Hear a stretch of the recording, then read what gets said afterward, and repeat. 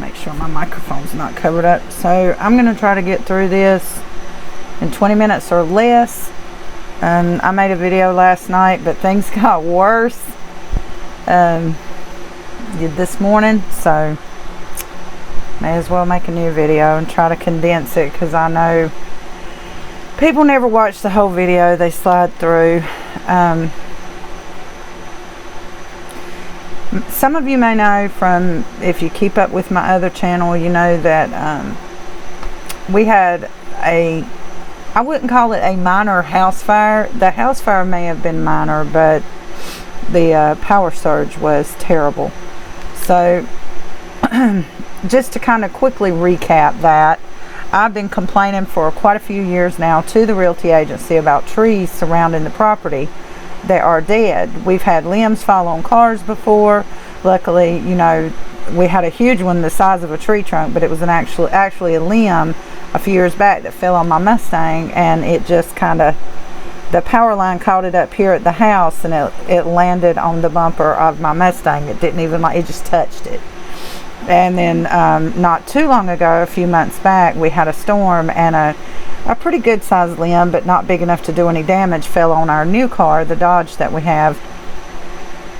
And so I again filed a complaint. Well, we had a storm, we had some rain and stuff around the end of June, this past June, and it finally came to a head. My requests were ignored. I was told they weren't their trees and they didn't have to do anything about it. Not until after, in the end of June, this dead tree fell on the power line. It wasn't dead enough that it did quite a bit of damage. It caused a power surge in the house. We lost all of our major appliances pretty much. We had to buy new fans.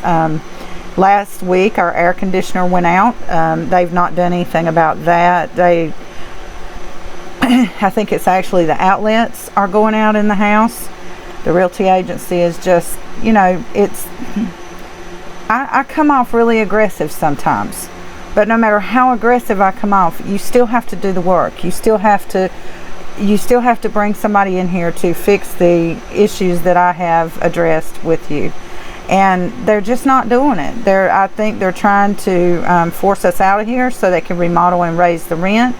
Because from what I understand and what the things I've researched online, they can only raise the rent so much each year, but they've doubled it in the duplex next door because the former tenant was evicted and they did some remodeling per their, what they consider remodeling. So we don't have a stove, we don't have a refrigerator, we don't have a washer because that burned up. That the power surge went through the washing machine and ignited it on fire. Now we don't have air conditioning. They did put new windows in a couple of weeks ago, which I really don't understand, but I think it's part of the process where they're beginning to try to remodel so they can raise the rent here. And I am beyond frustrated with trying to get things done. I'm sick of it. It comes to the point to where I feel like people are looking at me going, she's always complaining or shit's always happening. I just don't understand it. I really don't. I'm to the point to where it's causing me to be really depressed and I just want to cry. I just don't know what to do. I'm almost ready to give up. And then this morning, on my way to pick up my daughter from work at 6 o'clock in the morning, the car broke down. I already knew something was going on, and I think it's the alternator, and I was just hoping it would make it until Friday, but it didn't. And luckily we had roadside assistance with Geico, and they called me a tow truck. And when I called the Geico operator, I was a little hateful with her too, I'm not gonna lie, because this shit may come out in social media if it blows up, which it probably won't, because people only care about situations that they care about. I'm 51 years old and my child is 22, so we're not a story. We're not important. It's not important that we work hard for everything we have, and then to have people just run all over me constantly. I'm so exhausted right now. So anyway, on the phone with the Geico operator, she starts asking me asinine, dumbass questions like, what happened to the car? Did it break down, or did you just... And I got pissed off at her, and I said, no, I pulled it over and parked it. I'm tired of driving. Take me home. But anyway, she got a tow truck driver, and one of her questions to me was, do you need a ride home? I said, well, yeah, because I guess my daughter, I hadn't even gotten her yet. I was on my way to get her. I said, my daughter will be with me too, so there'll be 2 passengers in the tow truck. I was right at our work. I was like almost there, and it broke down.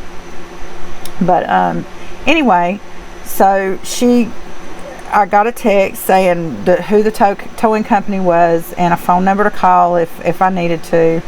So around 6:30 I called because I Googled it, and it says 24-hour roadside, 24-hour towing. So I called and I asked the man about it, and I was not short with him. I was a little tired and upset, but I said, I just was wondering, is there any way you can come earlier, because we're going to have to sit here for 2 hours, and my daughter worked last night. And he said, ma'am, I don't work 24/7. I open at 8 o'clock. I said, okay, fine. I didn't want to piss off the guy who was coming to get us and take us home, so I was really kind of gentle with him and in our conversation on the phone. So around 8:18 exactly is when I have the call logged on my phone. He called me to ask me where I was and let me know that he was going to be on his way. So he gets there, and he's driving a tow truck, a single cab tow truck, and he had a passenger with him, which I guess was his helper. And I was just like upset. I walked around to the driver's side and I asked him, I said, what's going on? You're supposed to take us home. He said, let me tell you something, little lady. You catch more flies with honey than you do with vinegar. I said, I don't want you to mansplain anything to me. I want to understand how we're supposed to get home, because Geico was supposed to inform you of all this. And he said, they didn't tell me nothing. They didn't even give me your name or address. But that was a lie at the get-go, because when I spoke to him on the phone at 6:30 in the morning, he quoted the streets from and to. The street I was on and the street I live on that he was going to be taking us home, taking the car to. And so he and I were kind of arguing back and forth. I said, what are we supposed to do? You're supposed to ride us home. He said, ride home in the car. I said, are you serious? He said, it's not a big deal. Just get in the car and ride home. I said, is that legal? He said, you want to ride home or you want to walk? And I said, well, I just, that doesn't seem safe. You don't have another tow truck? I said, they were specifically supposed to tell you, or whatever towing company they contacted, that we were supposed to be able to ride home with you. He said, you can ride home in your car or you can walk. That's all my choices. And I said, I don't understand why you're being this way. You're a business. He said, let me tell you something. Your insurance company pays me the bare minimum to do this. I don't have to pick up your car. I don't have to take you home. I said, well, yeah, you kind of do, because that's what they called you for. That's what they paid you for. And for him to complain about it being the bare minimum, that immediately told me that this old man had shit attitude. Like, you can get a sense when a male does not like dealing with a female, especially a female who speaks for herself. And if anybody doesn't like the way I worded that or the way I said that, it's probably going to be males who have that attitude. But I was really upset, and I did not want to get my fat ass in my car and ride it on a tow truck, not a rollback, not just a tow truck with the arm that holds the tire. Anyway, so we rode home in the car, and I did video it on my phone while we were riding. I'll post a link in the description box below. I took the audio out because I was, me. You don't need the audio though to see that we are riding in our car with it on the back of a tow truck. So I'm done, and if it makes me look like the type of person who files lawsuits and complaints, I can't help it, because shit is actually happening to us, y'all, and it's frustrating to no end. We cannot cook at home. We can't do anything at home. We can't relax at home. We work night shift. So that means that at the hottest parts of the day, with no air conditioner, is when we sleep. And I'm so sick of people acting like they can just do whatever. We work hard for our money. My daughter and I both work hard. We pay our rent on time. We pay our bills on time. That car payment is made. That car insurance payment is made. I called Geico when I got home, and I was extremely upset. And the operator seemed really shocked at what happened to us, and then she hung up on me. I didn't cuss her out. I didn't talk ugly to her. I said, my question for you is, now I've told you what this tow truck company did to us that you guys supplied and supported. How are you going to help us rectify it? I said, what are you going to do about it? I said, because I'm getting real sick of cancel culture where you young people just act like, you know, if it doesn't serve your purpose, you don't give a shit. And I understand that partially that doesn't make any sense for cancel culture, but it's like, you know, if you're white, you're a Karen. If you complain about anything, I'm not a Karen. I have legitimate complaints that I'm scared to do anything about because of what stigma they may put on me. But I'm also, at the same time, y'all, I can't even cry about this. I'm so upset. I mean, I am in complete and utter shock. I feel like I just want to lay in the bed and just curl up and die. Because now our car is broke down in the driveway, and I do have a mechanic who actually lives right behind here. He's actually the mechanic who worked on my car before I bought it. He works for the little car dealership where we bought our car. And I called him, and he told me to call him back Friday morning, and he would come out here and see if he could diagnose and fix the car. I told him I would have the money to fix it. I didn't want to wait. I wanted it fixed so that I could drive my car back and forth to work. Because I work weekends and my daughter works during the week. I work 36-hour weekend shifts Friday, Saturday, and Sunday, and she works 40-hour to 48-hour weekdays Monday through Thursday. And it's so hard to get somebody to give you a ride, not even after COVID. People just are not true to their word. There are some that my daughter has to depend on to go back and forth to work, and I think I have a person I can ride back and forth with. So, but see, I don't even know if what he did we're big girls, and even if we weren't, it seems really dangerous and really stupid to make somebody ride in their car while it's being towed. And I did look it up, so I don't need you to tell me. It is illegal in North Carolina. You cannot ride in a car while it's being towed. But I mean, I'm just done. I'm just so numb to all this. I'm honest to goodness think I'm gonna have a nervous breakdown. I can't take it anymore. My realty agency, I message them almost every other day. I message them every day this week and have not gotten anything out of them. They will not come and fix the things that need to be fixed. She says they will, and then they don't send anybody. They sent the maintenance men out here Monday because I sent them another message about there's a soft spot in the floor where I guess the air conditioner was leaking into the wall all these years and we didn't know it. Now the air conditioner's out, and I think it's the outlets. All of the outlets in the living room are dying or causing issues. The ones in the kitchen have never been any good, but when I first moved in, they were like, oh, it's fine, just use adapters. And then when the power surge happened after the tree fell on the power line, they were like, you're not supposed to use adapters, you know, make it a 3-prong instead of a 2. But anyway, I can't do it no more.